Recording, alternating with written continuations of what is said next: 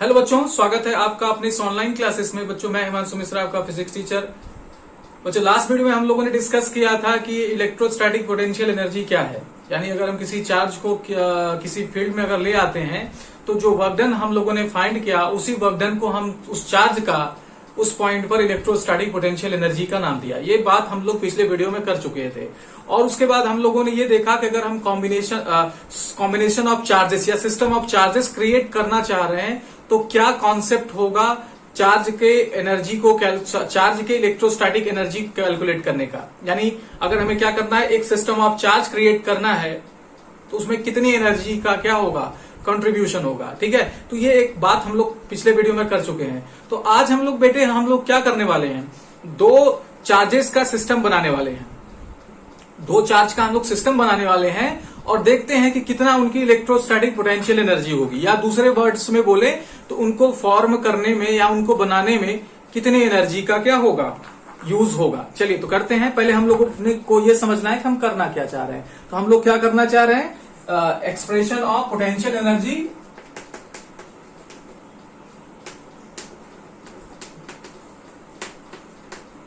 ठीक है, potential energy. ठीक है बेटे, एक्सप्रेशन ऑफ पोटेंशियल एनर्जी बोले चाहे इलेक्ट्रोस्टैटिक पोटेंशियल एनर्जी बोले, ध्यान से समझिएगा। अगर हम इलेक्ट्रोस्टैटिक्स पढ़ रहे हैं और पोटेंशियल एनर्जी बोल रहे हैं तो वो इलेक्ट्रोस्टैटिक पोटेंशियल एनर्जी है। अगर हम ग्रेविटेशनल वाला चैप्टर पढ़ रहे हैं, ग्रेविटेशन जो 11th में पढ़ाया जाता है, वहां पे भी पोटेंशियल एनर्जी का नाम लिया जाता है बेटे, तो वो ग्रेविटेशनल पोटेंशियल एनर्जी है। फिलहाल ये एक्सप्रेशन ऑफ पोटेंशियल एनर्जी लिखा है, that means electrostatic potential energy of system of two charges. तो इसमें क्या कॉन्सेप्ट होने वाला है, ये पिछले वीडियो में आपको मैंने बताया था कि किस तरीके से इसको किया जाता है। तो मैंने आपको बताया था, अगर आपको याद हो तो हम क्या करते हैं बेटे, हम ये सपोज करते हैं कि एक हमारा फील्ड क्या है, फ्री फील्ड रीजन है। मतलब यहां पर कोई इलेक्ट्रोस्टैटिक फील्ड नहीं है, मतलब पहले से यहां कोई फील्ड नहीं है। ठीक है, कोई चार्ज नहीं है, कोई फील्ड नहीं है। हम एक चार्ज को यहां पे पुट करते हैं। अब बेटे जब इस चार्ज को पुट करते हैं तो इस चार्ज का विरोध करने वाला कोई नहीं था, अपोजिशन करने वाला कोई नहीं था। दैट इज वाई हमें किसी भी प्रकार का वर्क डन यहां नहीं करना पड़ा। But now if we want to place a charge near to this, इसके अगर आसपास हम क्या करेंगे, दूसरा चार्ज रखेंगे तो ये चार्ज अब क्या करेगा, उसका विरोध करेगा, उसका अपोजिशन करेगा या उसके लिए कुछ फोर्स लगाएगा।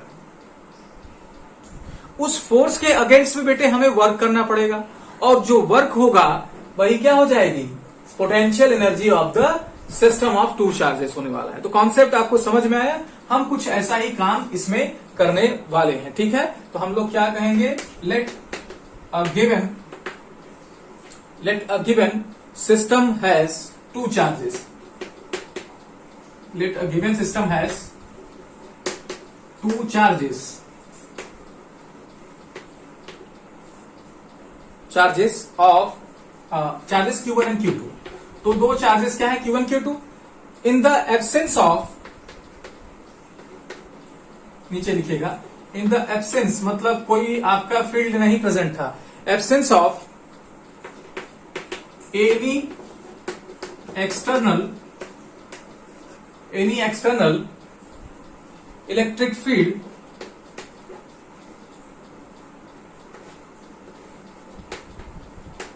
in the absence of any external field, work done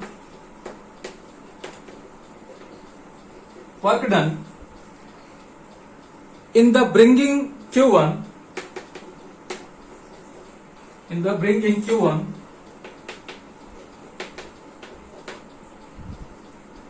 from infinity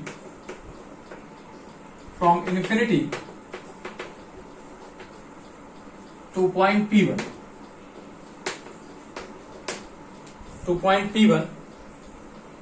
ठीक है।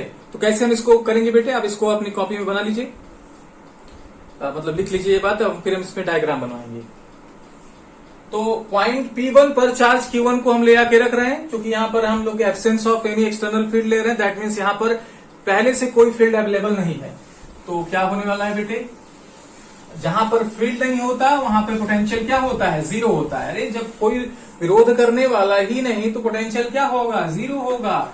तो हम क्या कर रहे हैं, पॉइंट P1 पे चार्ज Q1 को ले आके प्लेस कर दिए, और इसका जो पोजीशन वेक्टर हम लोगों ने समझा, पोजीशन वेक्टर मतलब इस रेफरेंस फ्रेम के अबाउट ये कहां पर है, R1 है। तो R1 पर या R1 पोजीशन वेक्टर वाला पॉइंट P1 है जिस पर हमने चार्ज Q1 को प्लेस कर दिया। तो वर्क डन क्या होगा बेटे, वर्क डन का आपको फॉर्मूला बताया गया है कि charge into potential difference, charge into potential difference, because here the potential is absent. यहां पर किसी भी प्रकार का पोटेंशियल पहले से नहीं था, दैट इज वाई पोटेंशियल क्या डिफरेंस क्या आ जाएगा, जीरो आ जाएगा, and it will be zero. So हम क्या कह सकते हैं कि चार्ज Q1 को ब्रिंग में लाने में the work done will be zero. Okay, now we are going to bring the second charge Q2 from infinity to a point P2। हम क्या करने वाले बेटे, दूसरे चार्ज Q2 को ले आ रहे हैं कहां पर, पॉइंट P2 पर। कहां ले आ रहे हैं, पॉइंट P2 पर, और इसका पोजीशन वेक्टर R2, इसका पोजीशन वेक्टर R2, और यहां पर क्या किया जाए, R को ले लिया जाए R2 माइनस R1। ये आपका इनके बीच की दूरी है, पोजीशन वेक्टर की दूरी, मतलब इनके बीच के रेस्पेक्टिव पोजीशन के बीच का डिस्प्लेसमेंट वेक्टर है। चलिए अब बेटे आप बताइए कि जब अगर ये चार्ज यहां पर है तो यहां पर क्या होगा, इसकी कुछ इलेक्ट्रोस्टैटिक पोटेंशियल होगी कि नहीं होगी, बिल्कुल होगी। चार्ज Q1 की पोटेंशियल यहां पर होगी कि नहीं, बिल्कुल होगी। क्या होगा बेटे फॉर्मूला, 1/4πε0 Q/R। फिलहाल अभी यहाँ पे चार्ज Q1 है तो Q1 प्लेस कर देंगे, और इनके बीच की दूरी क्या है, वेक्टर R है, और हमें यहाँ सिर्फ उसकी क्या चाहिए, मॉडुलस चाहिए। अभी वेक्टर है जिसमें डायरेक्शन और क्या है, मैग्नीट्यूड है, but we are interested in magnitude only, क्योंकि हमारी ये स्केलर क्वांटिटी है, ठीक है। दैट इज वाई हमने यहाँ पर क्या किया, मॉडुलस पुट कर दिया।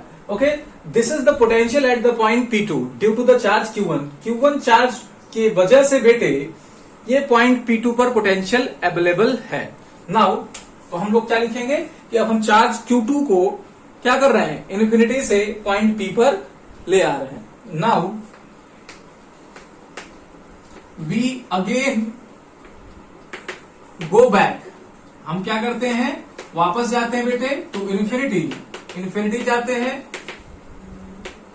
तो इन्फिनिटी मतलब बहुत दूर चले जाते हैं, इस चार्ज के फील्ड से बाहर चले जाते हैं, and bring the charge Q2, charge Q2 को ले आ रहे हैं बेटे, bring the charge Q2 and put it on point P2 and put it point P2, ठीक है। तो इसको हम ले आके पॉइंट P2 पर रख दे रहे हैं। देन वर्क डन क्या होगा बेटे, इसको मैं ऊपर से मिटा रहा हूं, याद रखिएगा W1 is equal to Q1 zero आया है, W1 is equal to zero आया है। तो W2 मतलब दूसरे चार्ज को ले आने में वर्क डन W2 ले लेना, देन वर्क डन। तो इसमें बेटे कितना वर्क करना पड़ेगा, W2 is equal to, charge आपका क्या है, चार्ज आपका Q2 है। अभी तो मैंने आपको बताया कि क्या होता है Q इंटू डेल्टा V, तो चार्ज यहां पर क्या है, Q2 है, और डेल्टा V को हम लोग क्या सपोज कर लेते हैं, VP1। क्या सपोज कर लेते हैं, VP1। V मतलब पोटेंशियल, P1 मतलब पॉइंट P1 की वजह से पॉइंट P2 पर, या ठीक है, हाँ, P1 मतलब पॉइंट P1 पे जो चार्ज है उसकी वजह से, पॉइंट P1 पे जो चार्ज है उसकी वजह से यहां पर पोटेंशियल कितना है, ठीक है। इसको हटा रहा हूं बेटे, अब इसको लिखना पड़ेगा, since VP1 is equal to 1/4πε0 Q1 by R। चाहे तो आप मॉडुलस ऑफ R लिख सकते हैं या R लिख सकते हैं, जो आपका मन करे, ले जाके रख दें। सो W2 ये वैल्यू यहां पर रख रहे हैं, Q2 is into 1/4πε0 Q1 modulus of R। बेटे ये क्या आ गया आपका, यहाँ पे Q1 था, इसे आप क्या कर लीजिए, इसे चाहे और सहूलियत से और ढंग से लिख लीजिए, 1/4πε0 Q1 Q2 upon modulus of R, equation number 2।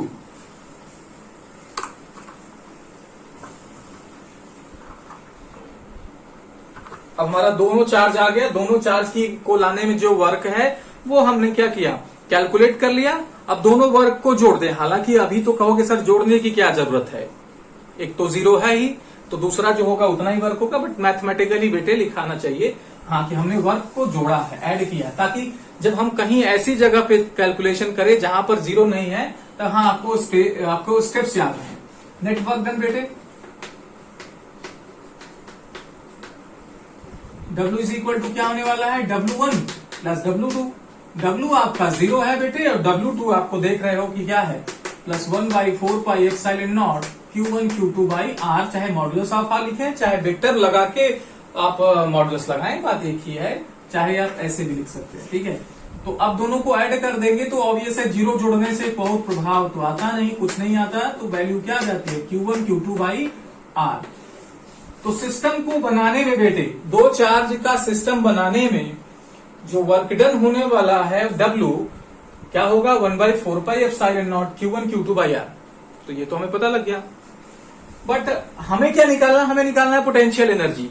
तो मैंने आपको बताया कि जितना सिस्टम को बनाने में आपको वर्क डन करना पड़ेगा, जितना चार्जेस के सिस्टम को बनाने में जितना वर्क डन करना पड़ेगा, वही बेटे क्या हो जाने वाला है, इलेक्ट्रोस्टैटिक पोटेंशियल एनर्जी हो जाने वाला है। ठीक है, तो आप इसको क्या कर लीजिए, आगे लिख लीजिए कि सिंस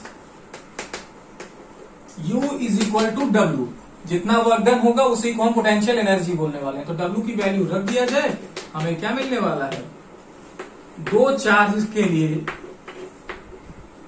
अगर कोई सिस्टम हमें बनाना है दो चार्जेस का, तो उसकी कितनी पोटेंशियल एनर्जी होगी, उसका एक्सप्रेशन आपको एग्जाम में ये करना पड़ेगा।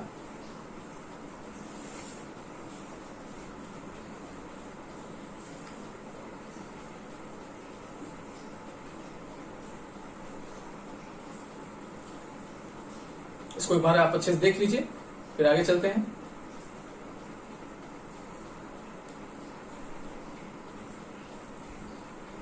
चलिए, ये तो बेटे हमने तब की कंडीशन मानी जब पहले स्टेट में, माने जब पहली बार हम चार्ज ले आए तो कोई भी चार्ज अवेलेबल नहीं था, यानी वहां पर फील्ड क्या था, जीरो था, या इलेक्ट्रिक फील्ड क्या था, जीरो था, या इलेक्ट्रोस्टैटिक पोटेंशियल क्या था, जीरो था। नाउ हमारा जो इंटरेस्ट है कि अगर इलेक्ट्रोस्टैटिक पोटेंशियल है वहां पर, या इलेक्ट्रिक फील्ड ऑलरेडी है वहां पर, जैसे हमने पहला चार्ज को जब क्या किया, इन्फिनिटी से ले आके रखा, तो माना कि वहां पर कोई फील्ड नहीं था, लेकिन अगर वहां पे फील्ड होता तो क्या करना पड़ता बेटे, तो पहले ही चार्ज को लाने में आपको क्या होती, कुछ बाधा, कुछ अवरोध, यानी कुछ अपोजिशन फील होती, तो आपको क्या करना पड़ता, वर्क डन करना पड़ता। तो if the potential is already present, or field is already present, then what is going to be, please check, please watch it, क्या होने वाला है। देखिए, तो नोट कर लिए, जरा नोट कर लिया जाए। Special case, if field is already present,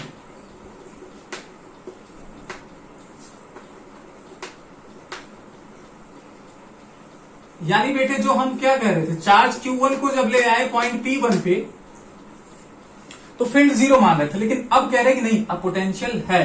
तो देखिए, जैसे मैं यहां पर लिख रहा हूं VR1, तो VR1 का क्या मतलब होगा बेटे, कि potential at position vector R1, जैसे यहां पर, तो ये पोजीशन वेक्टर R1 है बेटे, तो ये VR1 लिखेंगे, यानी यहां का पोटेंशियल हम VR1 लिख रहे हैं।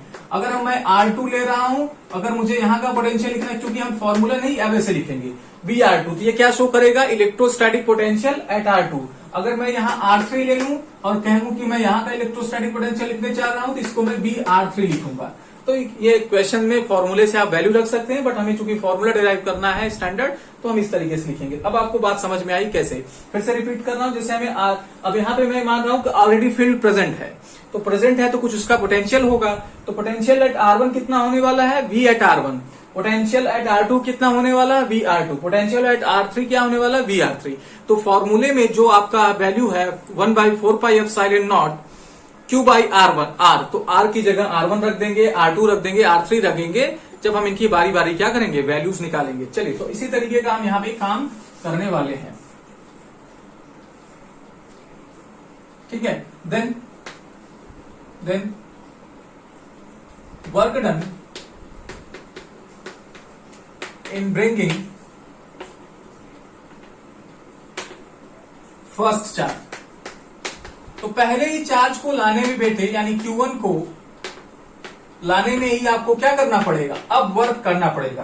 कितना वर्क करना पड़ेगा, क्या फॉर्मूला बताया मैंने, Q delta V, Q delta V। तो यहाँ डेल्टा V को ही, या डेल्टा V मतलब डिफरेंस, डेल्टा V मतलब डिफरेंस होता है। डेल्टा V मतलब कोई ऐसी चीज नहीं जो आप ना समझे, डिफरेंस होता है। डेल्टा क्या रिप्रेजेंट करता है, डिफरेंस, दो पॉइंट के बीच के पोटेंशियल का डिफरेंस। ठीक है, तो यहाँ पे क्या हो जाएगा, QVR1, यही डिफरेंस हम लोग सपोज कर रहे हैं। तो अब हमारा जो W1 होने वाला है वो क्या होने वाला है, Q1VR1। ठीक है, अब जब हम दूसरा चार्ज ले आएंगे, सपोज ध्यान से समझिएगा, दूसरा चार्ज ले आएंगे तो एक यहां पर पोटेंशियल पहले से अवेलेबल था, एक यहां से पहले से ही अवेलेबल था, वो क्या है, VR2, हम लोग सपोज किए हैं पहले से ही अवेलेबल है VR2 R2 पर। और एक जब ये चार्ज ले आती है तो इसकी वजह से भी पोटेंशियल जनरेट हो गया। तो जब दूसरा चार्ज हम लेने जाएंगे तो दूसरे चार्ज को दो तरीके का पोटेंशियल फील होगा। एक तो पहले से जो हम मान रहे हैं कि यहां पर फील्ड या पोटेंशियल अवेलेबल है, दूसरा बेटे, दूसरा जो नया चार्ज हमने Q1 ले आके रखा है उसकी भी पोटेंशियल अवेलेबल है। तो चार्ज 2 को क्या करना पड़ रहा है, दो पोटेंशियल्स फील करना पड़ेगा। तो फॉर चार्ज Q2 ये वर्कडन क्या होने वाला है बेटे, वर्कडन तो W2 ही होगा, लेकिन हम लोग वैल्यू कैसे समझेंगे कि पहले वो किसके लिए वर्क करेगा, वर्क सपोज कर लीजिए VR2 के लिए हो रहा है, फिर दूसरा वर्क किसके लिए होगा, दूसरा इसके कारण होगा, इसके कारण जो पोटेंशियल होगा उसके कारण होगा। ठीक है, और उसका एक्सप्रेशन क्या होने वाला है, अभी हम लोगों ने डिराइव किया क्या, 1/4। चलिए अच्छा, इसको मैं थोड़ा सा ऐसे लिख दूं, अगर आपको दिक्कत हो रही है तो ऐसे देखो कि नेट पोटेंशियल को ही लिख देते हैं, Q2 बाहर कर दे रहे हैं और यहाँ पे पोटेंशियल क्या होगा, एक तो चार्ज Q1 की वजह से पोटेंशियल होगा, तो आप इसको वैसे लिख लीजिए V1 मतलब 1 की वजह से, प्लस एक VR2 जो पहले से आपका, ये पहले से आपका पोटेंशियल है और ये V1 इसकी वजह से है। तो ये क्या हो जाएगा, V1 ऐसे लिखा जाए, क्योंकि पहले हम उसको लिखेंगे जो पहले प्रेजेंट था। तो VR2 इसके साथ आ जाएगा बेटे, QVR2, और ये क्या आ जाएगा, Q2V1, Q2V1।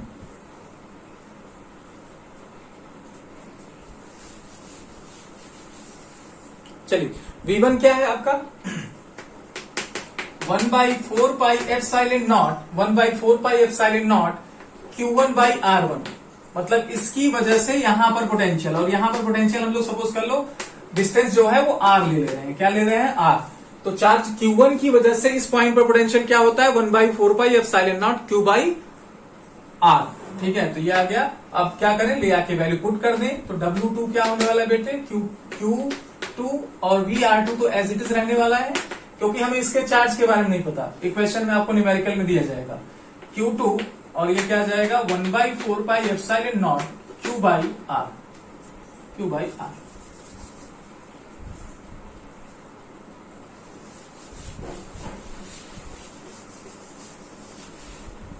तो अब क्या करें, ये दूसरे चार्ज की वजह से दूसरा चार्ज को लाने में वर्क डन हो गया।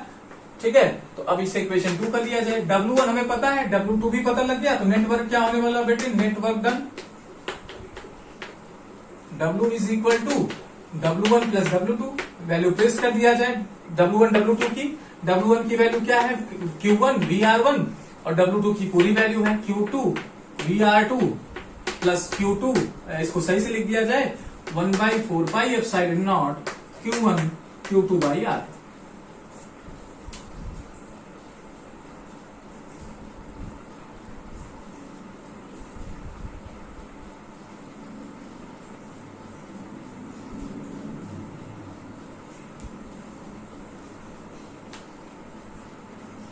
ठीक,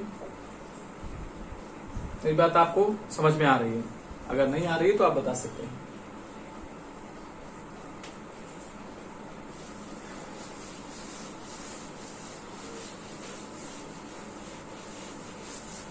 तो ये आपका क्या हो जाएगा, W हो जाएगा। W ही क्या है आपका, U है, तो अब बेटे क्या करना है आपको, यू की जगह जो डब्ल्यू का पुराना वैल्यू आए रख दीजिए, तो आपकी क्या हो जाएगी, पोटेंशियल एनर्जी का वैल्यू हो जाएगा। मैं यहाँ पर नहीं लिख रहा हूँ, जो वैल्यू अभी यहाँ ब्रैकेट में लिखे थे वही वैल्यू यहाँ पर क्या कर दीजिए, लिख दीजिए, बॉक्स में लिखे थे वही।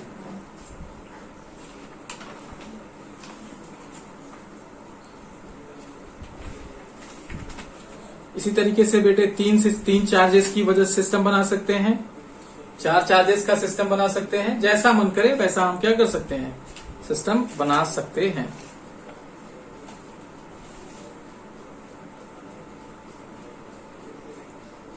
चलिए, अब इंपॉर्टेंट टॉपिक है, ये एग्जाम्स में अक्सर पूछा जाता है इसका डेरिवेशन, तो चलिए करते हैं कि work done in rotating a dipole in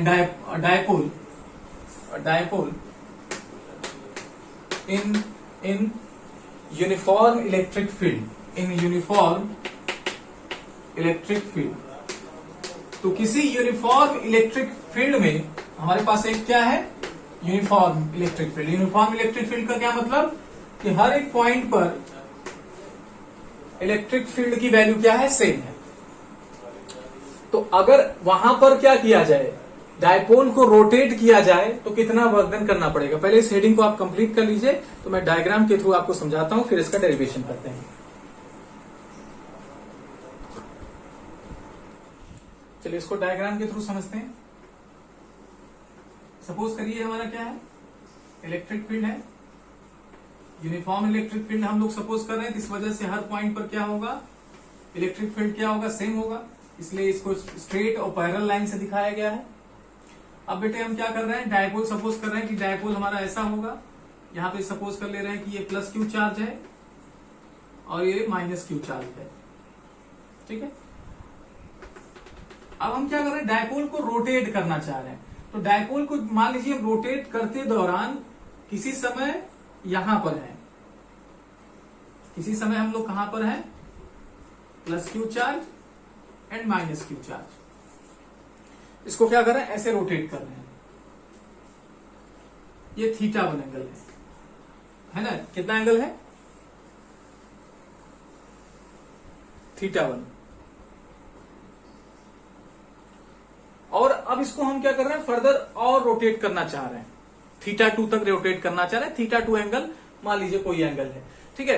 तो अब हम इसे थीटा 1 से थीटा 2 रोटेट करना चाह रहे हैं। अभी ये इसकी एंगुलर पोजीशन थीटा 1 है, अब इसको हम थीटा 2 क्या करना चाह रहे हैं, डिस्प्ले क्या करना चाह रहे हैं, रोटेट कराना चाह रहे हैं। तो रोटेट कराने में कितना वर्क डन होगा, हम उसको कैलकुलेट करते हैं, या ऐसे समझ लीजिए, अगर दिक्कत है तो ऐसे समझ लिया जाए तो ज्यादा बेटर है। आपको दिक्कत आ रही है कि मान लीजिए हमारा डायपोल ऐसे रखा ही था, ऐसे रखा ही था, अब इलेक्ट्रिक फील्ड इसे रोटेट करना चाह रही है, तो पहले ही सपोज कर लीजिए कि थीटा 1 एंगल पे था, और अब ये थीटा 2 पे क्या करना चाह रही है, जाना चाह रही है, ठीक है। ये एंगल, ध्यान से, ये एंगल अब ये ऐसे रोटेट करना चाह रही है। हम लोग क्या कर रहे हैं, सपोज कर रहे हैं कि ये ऐसे रोटेट करना चाह रही है, तो जब ऐसे रोटेट करेगी तो ऐसे आ जाएगा। तो ये थीटा 1 से थीटा 2 एंगल क्या करना चाह रही है, रोटेट करना चाह रही है, हम कर रहे हैं, ठीक है। तो let an electric dipole of length 2a and having charges plus q and minus q are rotated from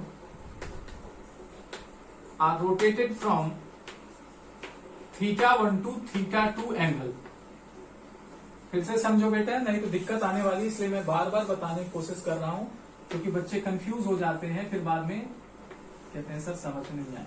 तो ऐसे समझ लो बेटे, ये क्या है, प्लस क्यू चार्ज है, ये माइनस क्यू चार्ज, पहले थीटा 1 पे था, अब ये रोटेट होके, समझिए कैसे रोटेट होना चाह रहा है, ऐसे बना लीजिए, ऐसे थीटा 2 पर जाना चाह रहा है, ठीक है। थीटा 1 पे ऐसे है, थीटा 1 पे रोटेट होके थीटा 2 पे जाना चाह रहा है, तो rotated from theta 1 to theta 2 with electric field.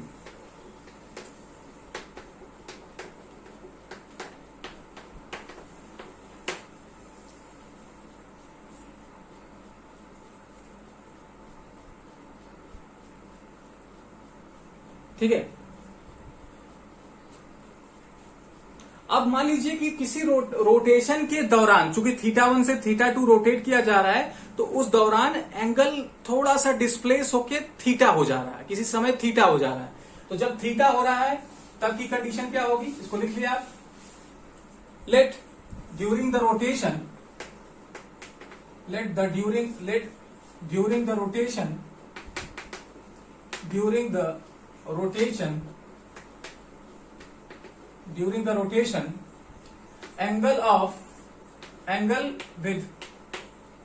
angle with electric field is theta.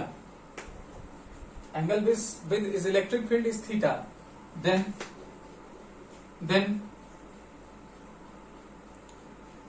तो टॉर्क कितना होगा बेटे, टॉर्क हम लोग फर्स्ट यूनिट में कैलकुलेट किए हैं। देन टॉर्क, क्योंकि रोटेशन में बेटे टॉर्क जिम्मेदार होता है। जब हम किसी कार को सीधे डायरेक्शन में पुश करते हैं तो फोर्स जिम्मेदार होता है, लेकिन अगर हम किसी चीज को रोटेट कराते हैं तो वहां टॉर्क जिम्मेदार होता है। तो यहां हमें टॉर्क की जरूरत पड़ेगी। Then torque on dipole, dipole पर टॉर्क का फॉर्मूला हम पिछले यूनिट में कर चुके हैं, पीई साइन थीटा बेटे, tau is equal to P E sine theta, where P क्या है, dipole moment, where P is dipole moment, P is dipole moment. अब ये सारी बातें पिछले यूनिट में बता चुके हैं हम, बहुत अच्छे से बताने की कोशिश की मैंने, हर एक टर्म को क्लियर किया। ऐसा नहीं है कि ये कोई चीज छोड़ के या आगे बढ़े हूं, और कहा भी था कि आगे क्या आने वाला है, इसका इस्तेमाल आने वाला है। ठीक है बेटे, तो ये टॉर्क के बारे में हमें जानकारी हो गई। अब अगर टॉर्क पता लग गया, जैसे हमें ये पता लग जाए कि लीनियर मोशन में वर्क इज इक्वल टू क्या होता है, फोर्स इनटू डिस्प्लेसमेंट। कैसे बेटे, अगर हम क्या कर रहे हैं, ऑब्जेक्ट पर फोर्स इधर लगा रहे हैं, डिस्प्लेसमेंट इधर हो रहा है, तो इनका एफ डॉट एस ले लेते हैं तो वर्क पता लग जाता है।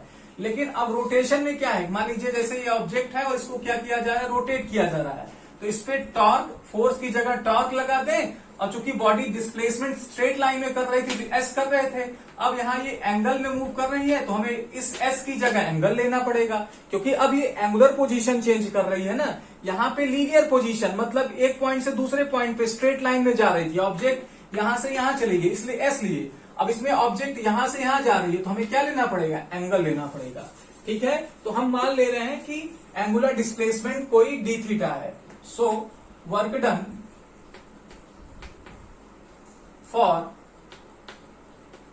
for small angular displacement क्या होने वाला है बेटे, dw, और ये होने वाला है torque into D theta, torque into D theta. ठीक है, अब टॉर्क की वैल्यू क्या करें, इक्वेशन 1 से इसमें पुट कर दें।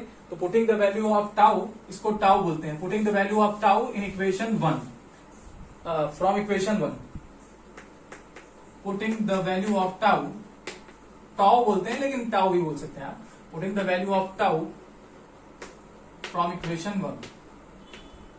तो बेटे इक्वेशन 1 से क्या करने वाले हैं हम, टाउ की वैल्यू रखने वाले हैं, क्या है, P E sine theta D theta, इसे क्या कर दिया जाए, इक्वेशन 2 दे दिया जाए।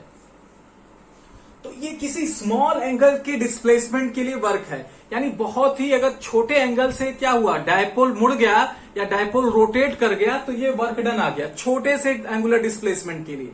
लेकिन हमें तो θ1 से θ2 कैलकुलेट करना है, तो ऐसे सारे छोटे छोटे डिस्प्लेसमेंट को क्या किया जाए, जैसे थोड़ा सा डिस्प्लेस किया कैलकुलेट कर लिए, थोड़ा सा किया कैलकुलेट कर लिए, थोड़ा सा किया कैलकुलेट कर लिए, सारे वर्क डन को कैलकुलेट करके फिर क्या करते हैं, जोड़ दें।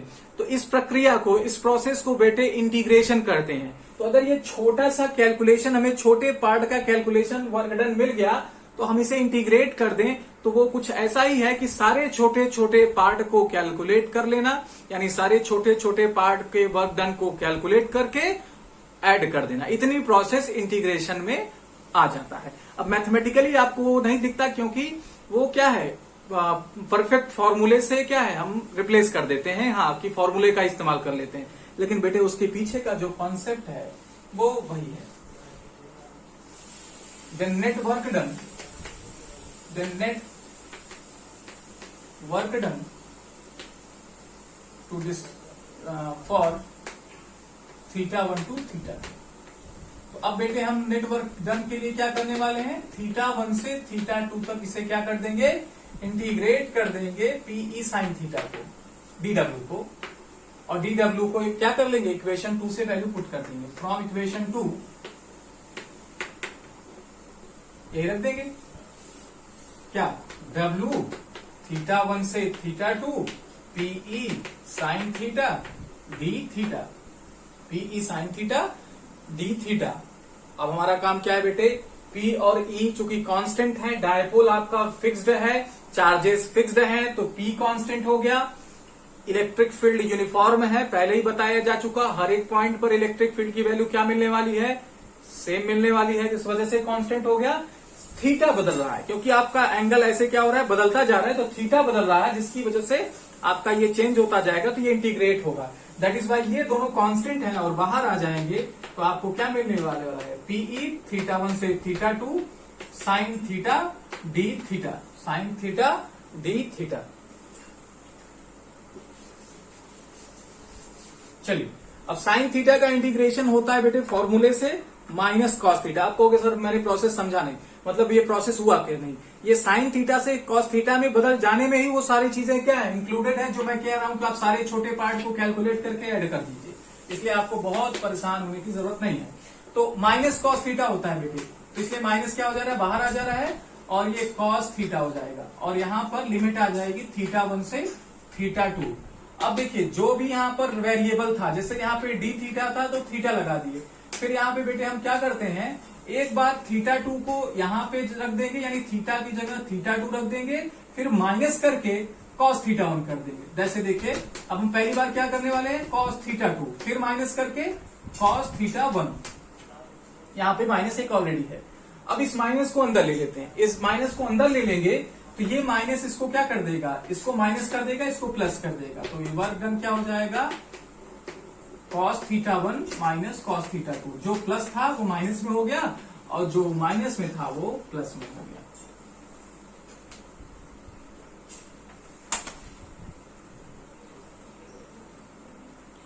ठीक है बच्चे, तो आज के इस वीडियो में इतना ही, मिलते हैं नेक्स्ट वीडियो में। इस वीडियो को देखते रहिए क्योंकि आगे का जो टॉपिक है वो इसी पर आगे हम लोग बात करेंगे। ओके बच्चे, तो उम्मीद करता हूं आपको मेरी बात समझ में आए। अगर नहीं समझ में आए तो आप मेरे से कांटेक्ट करके, मेरे व्हाट्सएप नंबर से कांटेक्ट करके आप मेरे से क्वेश्चन आंसर जान सकते हैं। Thank you very much.